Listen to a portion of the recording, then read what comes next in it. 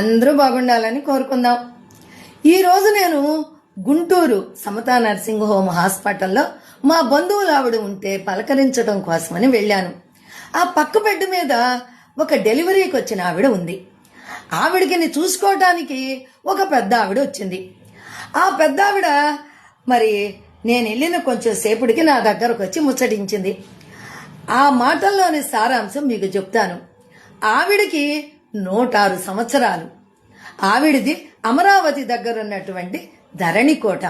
ఆవిడి పేరు ఉయ్యాల చిన్నమ్మ గారు. ఆవిడ ఆ మునిమనవరాలు డెలివరీకి వచ్చింది. ఆవిడ కూతురికేమో మంచంలోంచి లేచే పరిస్థితిలో లేదు. వాళ్ళ మనవరాలేమో కాళ్ళ నొప్పులతో రాలేకపోయింది. అందుకని ఈ జేజవ్వ ఈ మునిమనవరాలికి డెలివరీ చేయటానికి వచ్చింది. చూడండి, రేపో మాపో ఆ పాప డెలివరీ అయితే ముని మనవరాలు కూతురో కొడుకునో కూడా ఎత్తుకుంటుంది. ఇప్పుడు ఆవిడ మీకు కావాలంటే ఆవిడ అడ్రస్ ఇది ధరణికోట. మరి ఉయ్యాల చిన్నమ్మ గారు అంటే ఎవరిని అడిగినా కూడా ఆవిడని చెప్తారు. ఆ ఊర్లో ఆవిడ అంత ఫేమస్.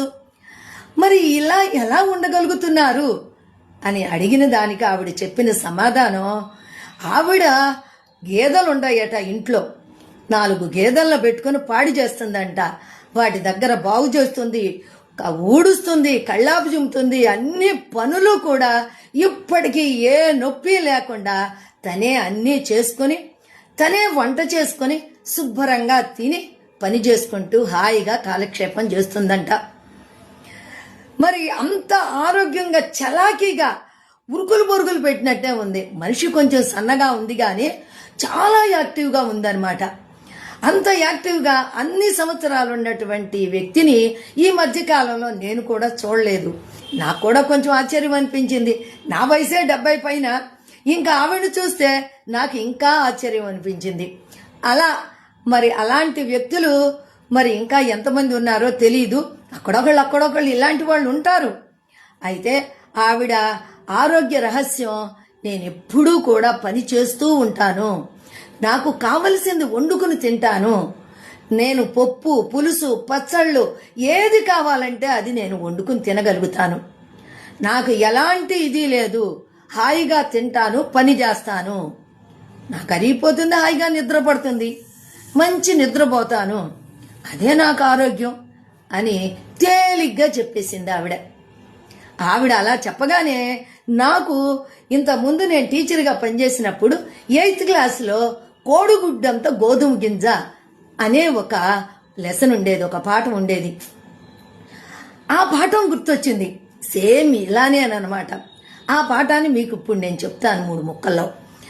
అది 4 పిల్లలు ఒక గుడి దగ్గర ఆడుకుంటూ ఉంటే వాళ్ళకి కోడిగుడ్డంత ఆకారంలో ఒక గోధుమ గింజలాగా మధ్యలో సారగా ఉన్నటువంటిది దొరుకుతుంది. ఆ వస్తువును వాళ్ళు నెలకేసి కొట్టినా కూడా అది గట్టిగా ఉంది.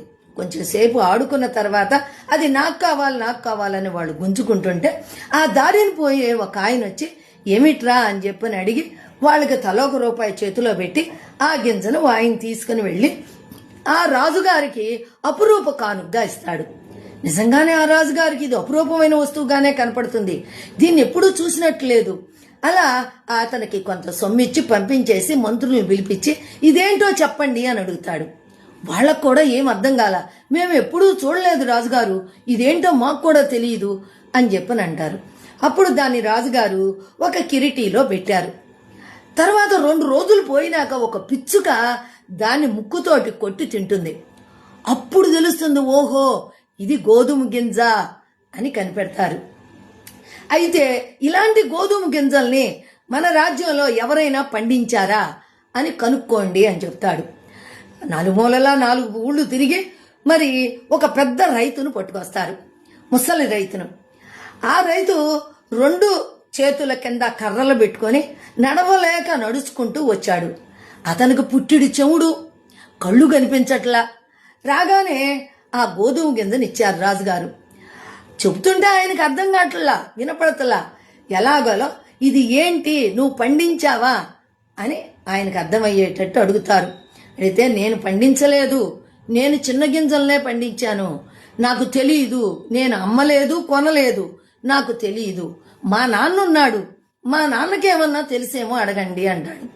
అప్పుడు మళ్ళా వాళ్ళు పోయి వాళ్ళ నాన్న పట్టుకొస్తారు. వాళ్ళ నాన్నకు ఒక్క చేతిలో కర్ర పెట్టుకుని కర్ర సాయంతో నడుస్తున్నాడు.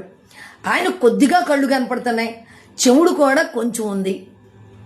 రాగానే ఈ గింజను పట్టుకొని చూసి, ఇంత గింజలు నేను పండించలేదు, కొంచెం చిన్న ఈ కొద్దిగా పెద్దవి పెంచాను, కానీ వీటిని మాత్రం నేను పండించలేదు.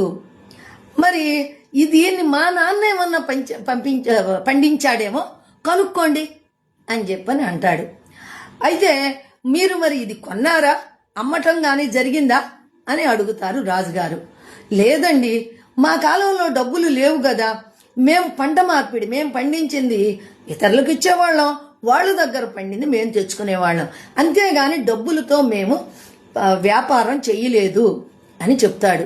సరే, అతన్ని పంపించేసి వాళ్ళ నాయన్ని తీసుకొచ్చారు. అతను చలాకీగా నడుచుకుంటూ వచ్చాడు. ఆయన కర్ర సాయం అక్కర్లేదు, చెవులు చక్కగా వినిపిస్తున్నాయి, కళ్ళు చక్కగా కనపడుతున్నాయి. గబగబా నడుచుకుంటూ వచ్చి ఆ గింజనివ్వగానే, అబ్బా ఎన్ని రోజులకు కనపడింది ఈ గోధుమ గింజ అని గబక్కను పంటి కింద వేసుకొని పటక్కను కొరికి నవ్వులుతూ చప్పడిస్తూ ఉన్నాడు. అప్పుడు రాజుగారికి ఆశ్చర్యం, ఏమిటి ఈ గోధుమ గింజలు మీరు పండించారా? మేము ఇవే పండించేవాళ్ళం మా రోజుల్లో. మీ పొలం ఎక్కడుంది? మాకు పొలం అంటూ ఏమీ ఒక చోట అంటూ లేదు, ఎక్కడ భూమి ఉంటే అక్కడ మేము పండించుకుంటూ ఉండేవాళ్ళం. ఆ పండింది అందరం కలుపుకుని తింటూ ఉండేవాళ్ళం. మరి మీరు వీటిని అమ్మటం కొనటం, మాకు అమ్మటాలు కొంటాలు తెలియదు, మా దగ్గర డబ్బులు లేవు, డబ్బులు ఎలా ఉంటాయో మాకు తెలియదు. ఎక్కడ భూమి ఉంటే అక్కడ దున్నుకోవటం, పంట పండించుకోవటం, దాన్ని తినటం, హాయిగా నిద్రపోవటం, ఇదే మా పని అని చెప్తాడు. అప్పుడు రాజుగారు అడుగుతారు, మరి ఇప్పుడు మీ మనవడు ఇలా అయిపోయాడు, మీరింత స్ట్రాంగ్ గా ఉన్నారు, కారణం ఏంటి అప్పటికి ఇప్పటికీ అని అడుగుతాడు.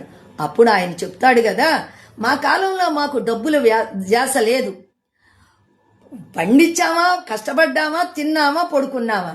ఇప్పుడు ద్రవ్య మార్పిడి వచ్చిన తర్వాత అందరికీ కూడా శరీరం అలవకుండా డబ్బులు సంపాదించాలి అనే ధ్యాసలో పడి శరీరాన్ని అలవకుండా చేసుకుని అలా డబ్బు ఆలోచనలతో వారు తొందరగా వార్ధక్యాన్ని తెచ్చుకుంటున్నారు అని చెప్తాడు. నిజమే కదా, ఆ పెద్దావిడ చెప్పింది అలానే ఉంది, ఈ పెద్ద ఆయన చెప్పింది అలాగే ఉంది.